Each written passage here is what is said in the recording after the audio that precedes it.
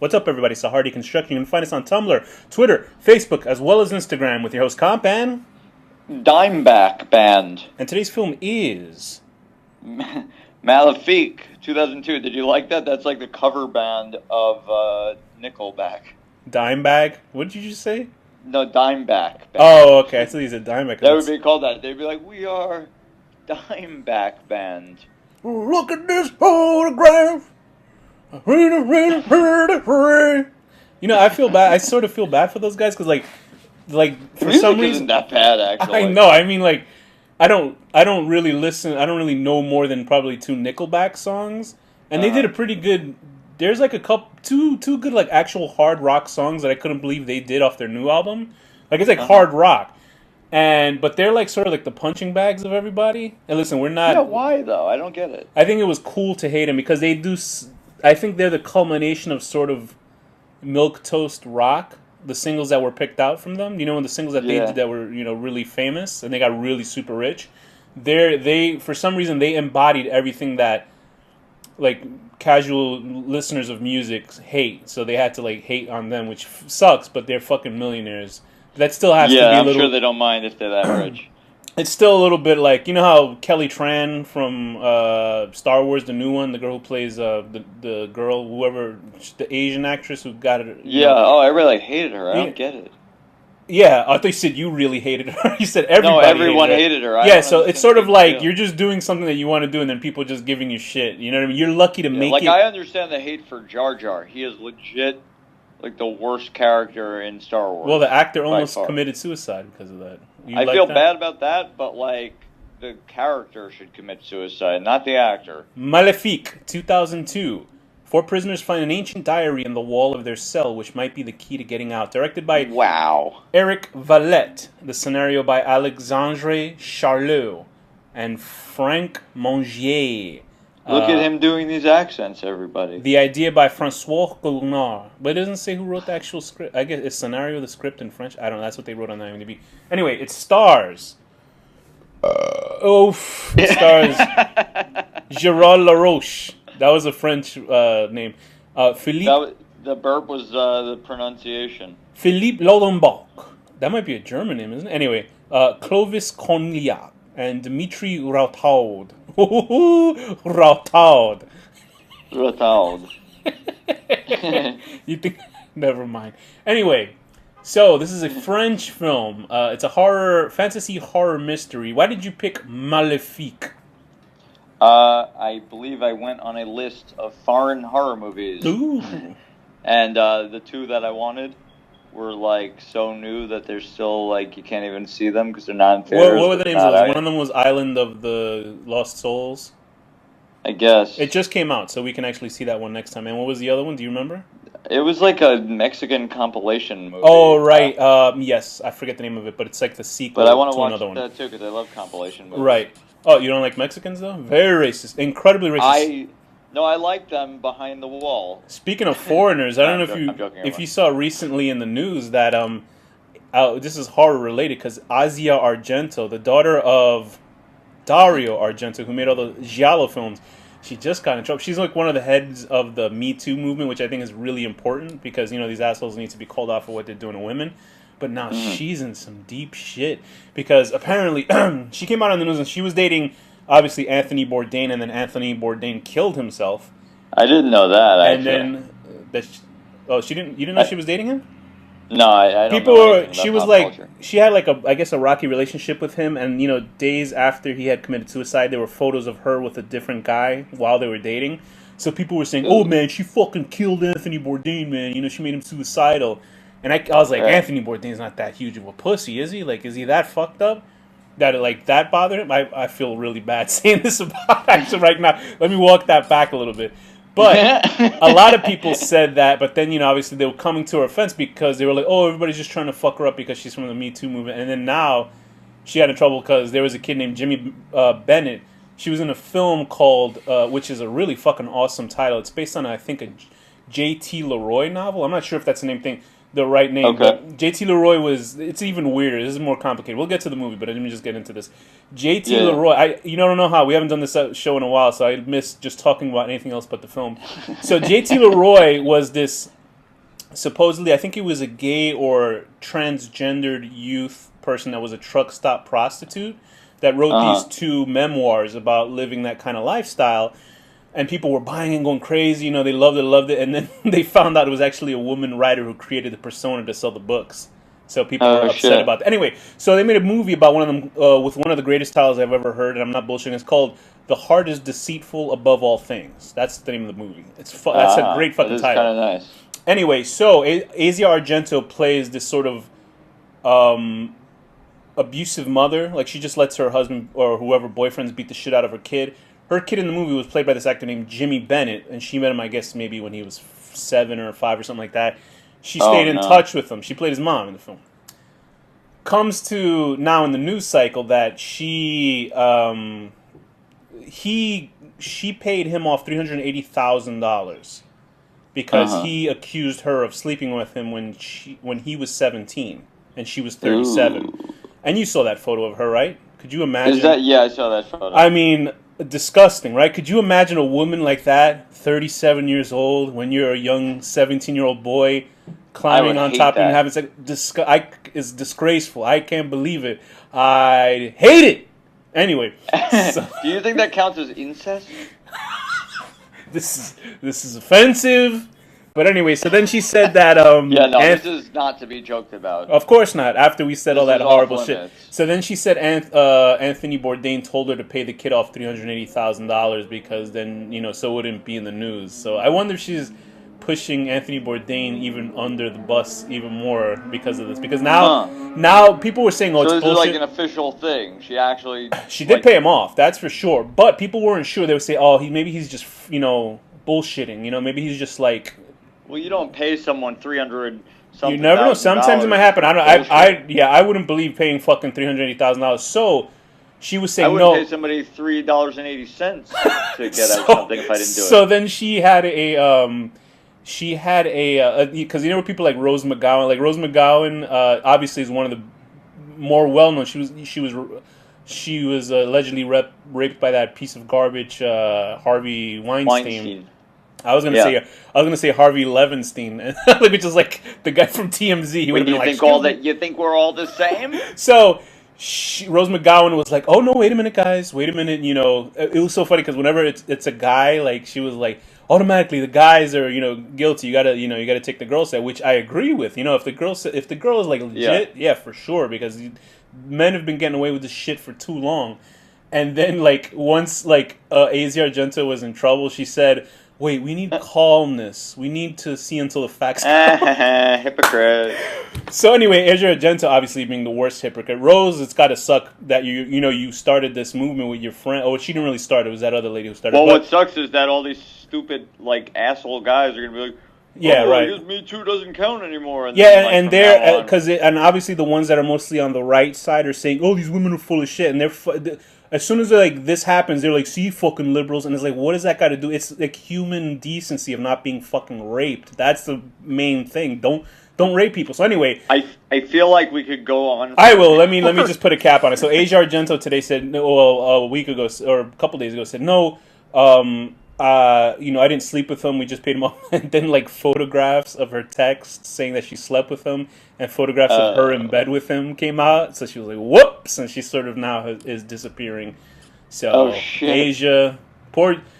I always got to wonder. She was assaulted by Harvey Weinstein, according to her, and also she's the daughter of Dario Argento. So who knows what the fuck happened there with that nut job of a director? Even though I like his movies. So that. Oh wow. But guys, if you could listen to our older episodes, we shit on the men fucking rapists. So not just because of this, we just haven't been on we haven't done any new episodes lately. But yes. Yeah, my computer crapped It is ironically screwy with Asia Argento, and we felt like being topical. So Asia, yeah, what the hell? That's pretty. Don't crazy. fuck those kids, Asia, and men. Don't fuck children, men or women. And men, don't fucking molest and rape women. Don't sexually assault people. Just don't do that. Nobody do that. Don't have sex with people without consent. Exactly, scumbags, and screw them all. I mean the bad people, not the good people. Not, Anyway, not without their consent though. When you screw them. speaking of molestation without want. Oh no, wait, that actually it was Malefique. it was consent in there was consent in this film. Malefique. Malefique. Discuss with us. What is this movie about, Danny? This movie is about prisoners that are in a jail cell, and basically the whole film is in the jail cell, and they find a diary of black magic from the previous tenant who was there like 100 years ago or something. That reminds me, on the show Glow, there is an African American actress who plays a character named Black Magic, and she is smoking hot. Anyway, continue.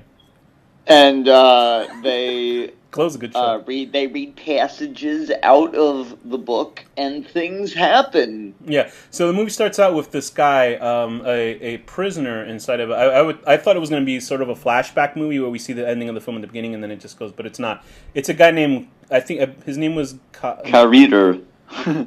Carrere or something. I don't know how you say it. There's like 4 guys named Carrere in this movie, so I don't know what that means. No, the main guy is Carrere. And right.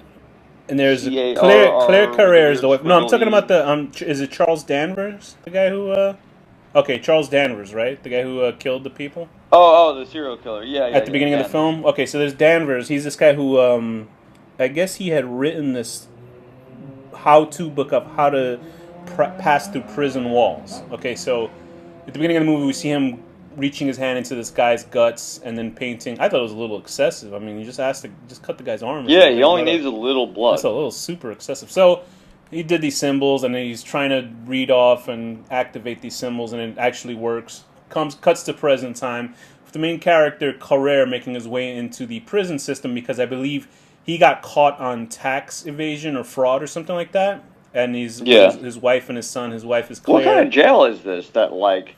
You're allowed I don't know. This is fucking... have all these like personal things, alcohol. That makes me wonder. Like, here's the thing: who's the scumbag? There's this real big scumbag, fuckface, racist asshole that was like Nazi ideology. He went on an island. This guy killed 60+ kids that were training, or like on a Muslim retreat. They were like kids, they're like teenagers. He took like high range weapons and shot the shit out of 60+ kids. Oh my God. Killed them. He's in jail. It's like, I forget if it's a Swedish jail or it's one of those jails, a European jail, where they actually rehabilitate people or something. They say that they do. He's in there, and one of his biggest complaints is that he doesn't get enough PlayStation time to play. Oh, Jesus. They should hang that guy by his fucking balls. Yo, I'll take his jail cell. I bet it's probably nicer than my apartment. You should see the prisons in this country. I couldn't believe it. I had a roach the size of my hand the other day. It was... So stuck anyway, on one of those glue trap things because they still have to seal up the hole under my sink. I mean, I would rather have a jail cell with food and a PlayStation, honestly. In this prison, is either the writers, they have never even studied up what a prison looks like, or this is what a prison is actually like in France. It looks like a dungeon, but a dungeon where you're allowed to. You get your own toothbrushes. I can't imagine an American system because in American prisons they kill you with anything. Like people will try to kill each other with everything. They had like metal cans that you could stab with and stuff. Yeah, they make anything into weapons in prison. They actually have prison taco or prison burrito recipes and stuff like that. I heard it's really good. I remember seeing the savagery of prisons in America. I'm sure you can find that on YouTube. There was this guy who talked about how he's a prisoner, right? And they brought in a guy to one of his new bunkmates, and the guy said he was proud of killing his wife or killing a child like that. So the prisoner, and it's just the way that the guy explains what he did to this rapist, murderer, whatever this guy was. I think he was just a murderer. He says it without like any sort of like hesitancy or hesitance. He said that he beat the fucking guy near death, shoved his fist up the guy's ass up to his elbow, and then threw him over a railing with a staircase and killed the guy. And I was laughing my ass off because if the guys are killing children, then that's funny. I mean, I think all pedophiles should get that sort of.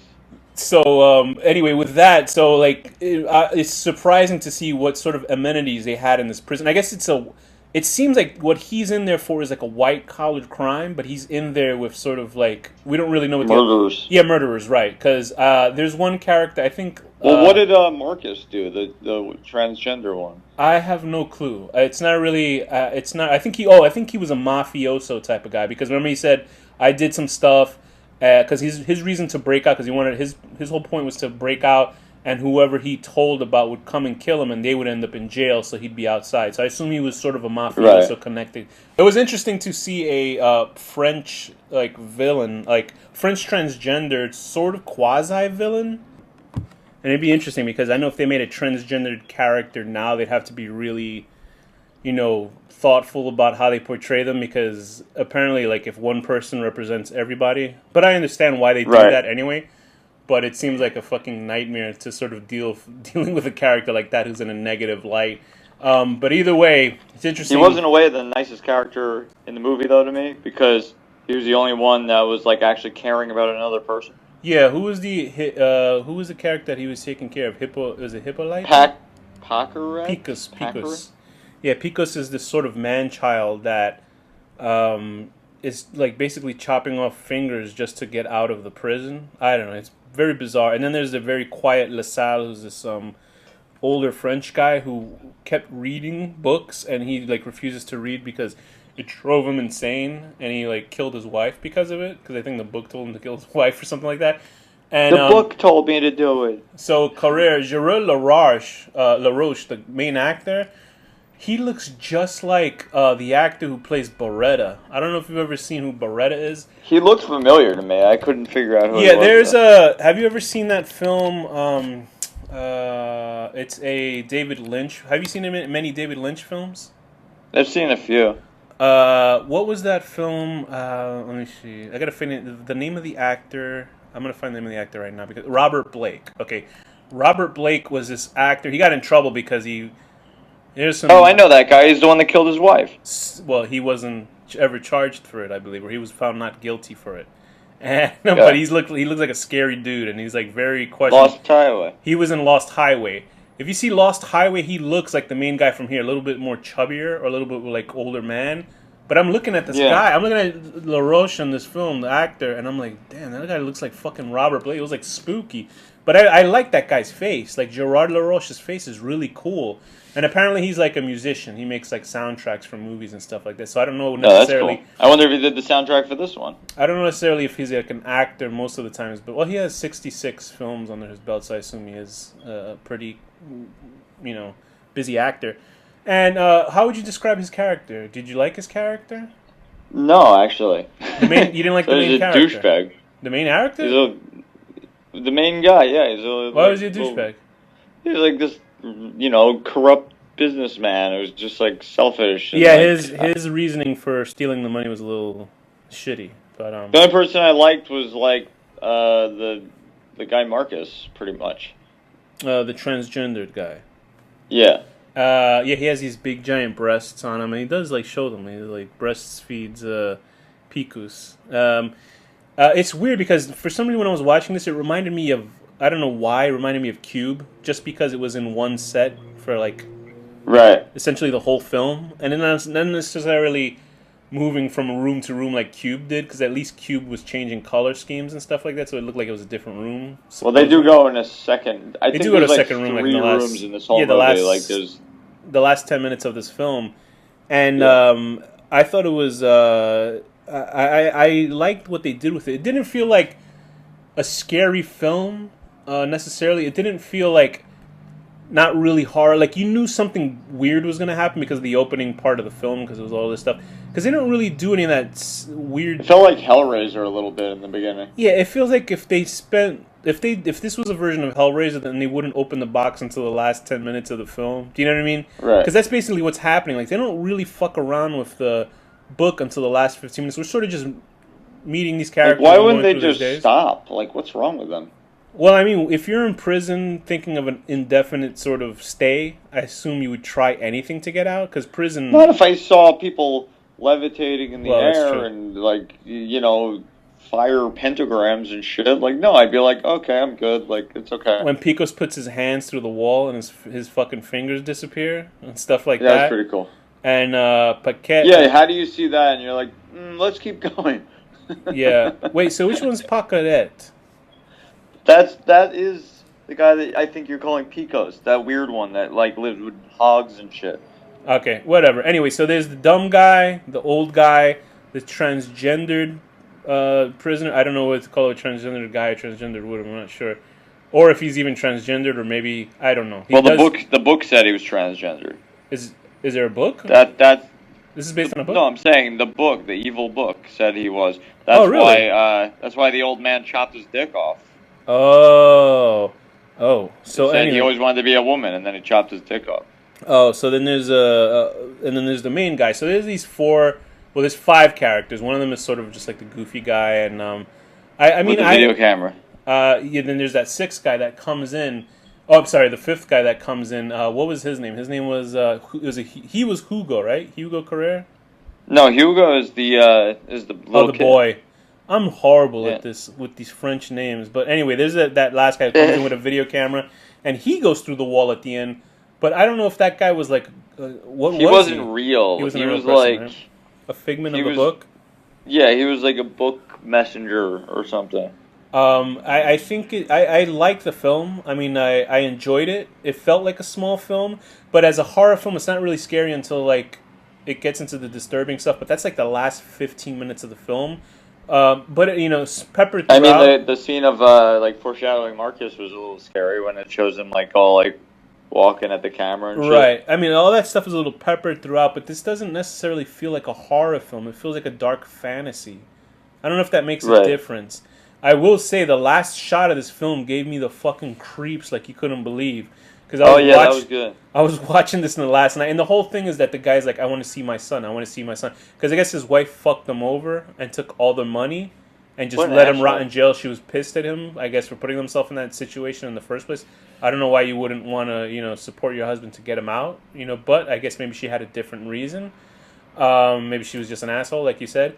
And he's like, oh, I want to, see my son. And then obviously it does that sort of... The second it showed that doll with the eyes, I knew that's what it was going to be. Yeah, of course. Yeah. It does that sort of monkey paw thing. I thought his eyes were going to go into his wife's eyes. Because remember they showed his wife, and I was like, oh, he's going to see through his wife's eyes, like when she's fucking guys and stuff like that. Like, what's that and movie? And he's in hell jerking off. John Malkovich, being John Malkovich. Right. Yes. When you go to, the 13th and a half floor or 10 and a half floor. Yeah, and now you're inside John Malkovich's head. So what happens is that they end up going to that second prison, and his eyes warp into this little G.I. Joe toy that his son has, and then like it does this weird effect of showing his real eyeballs on this toy's face. And I was like, geez, when I saw that, I was like, that's fucking disturbing looking. I was like, this is really creepy. It's really creepy, and it's like a weird shot to end on, but I liked it. I mean, there's not really much we can talk about this film other than the character interactions. And there's basically like only one room, and not even that much gore. And there was supposedly, like, you think it was a rape scene, but it's not, with LaSalle, the old quiet guy, the book reader, because he gets nice and butt fucked by Marcus. But he says... I like the idea of doing reverse push-ups. What? What was he... Did somebody do that? Or he's hanging from the wall like that, or he's hanging from the bottom of the bed. I thought that was like CG, wasn't it? No, he was doing that. Oh, I thought it was like CG. Wasn't he doing pull-ups? Or, well, I guess it's pull-ups. I don't know. I mean, he's in push-up position doing... Reverse push-ups or pull-ups? Well, no, a pull-up, you're going straight up. He was, like, laid down going up. Oh, okay. I thought, no, his legs were in the air, too, wasn't it? I could have sworn. No, his legs were, like, hooked in or something. Oh, okay. Anyway, so, it's interesting. There's sort of antagonism between Marcus and Carrere, because Marcus is a bit, physically much more stronger than Carrere, so he kind of bullies him around. Carrere? I guess my name's Carrere. For 75% of it, it's more character building and character study, but you don't really learn much other than short lines of what they talk about with each other. Do you know what I mean? So it's not really a character study of a film, but it's mostly weird. just characters talking. It is a good movie, but it's kind of like slow and like not the best, but I do like it. But do you think we're giving it a pass because it's a French horror film? Do you think we're like easing on it because of that? Because like if this was an American film and it was just characters talking English to each other, would we be like, oh, this is a fucking bore fest? You know what I mean? I mean, it wasn't a bore fest, but like, yeah, it might be like the appeal of a French movie makes it a little better in my head, but like, I still think it wasn't that It's got bad. really great art direction in the film too. The way everything looks and the way it's shot, like they just tend to know how to make grungy French movies look really good, like dirty sort of horror films over there.